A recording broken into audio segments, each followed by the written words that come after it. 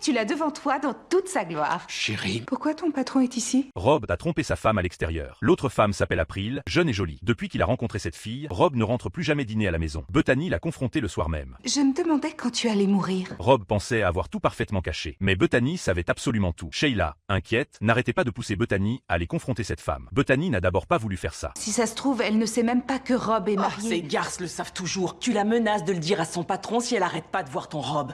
Tu lui fous la trouille de sa vie. Bethany a quand même décidé d'y aller, mais quand April s'est tenue devant elle, elle n'a pas pu prononcer un seul mot complet. Elle est restée figée sur place, les larmes coulant sans cesse. Elle ne s'attendait pas du tout à ce que l'autre vienne la réconforter en premier, la rassurant doucement sur toute la peine accumulée dans son cœur, et proposant même d'être une amie à qui se confier. Bethany n'a jamais révélé sa vraie identité. Elle a fait semblant d'être une personne ordinaire pour s'intégrer dans le cercle d'April. Sheila, mon nom à moi, c'est Sheila. Après avoir discuté avec April, Bethany a découvert ce que Rob pensait vraiment. Rob en avait depuis longtemps assez d'elle qui restait à la maison tous les jours, sans aucun intérêt. En rentrant chez elle et en se regardant, toujours la même, son cœur s'est serré. Pour sauver son mariage, elle a décidé de changer son apparence. Elle a acheté plein de robes et a adopté une toute nouvelle coiffure. Soigneusement apprêtée, elle s'est présentée devant Rob. Mais Rob n'a même pas remarqué son changement. Il n'avait Dieu que pour le dîner préparé sur la table. Elle m'a coûté toute une semaine d'argent du ménage. Pourquoi diable payer une robe aussi chère? Cette attitude froide a complètement mis Bethany en colère. Elle est montée à l'étage et a enlevé tous ses vêtements. Et c'est pile à ce moment-là que le patron de Rob est arrivé à l'improviste. Toute la pièce est devenue silencieuse instantanément, l'atmosphère gênante à l'extrême. Pourquoi ton patron est ici? Je pense qu'il a dû venir pour récupérer sa mallette. Peux-tu m'accorder une minute avant d'aller ouvrir?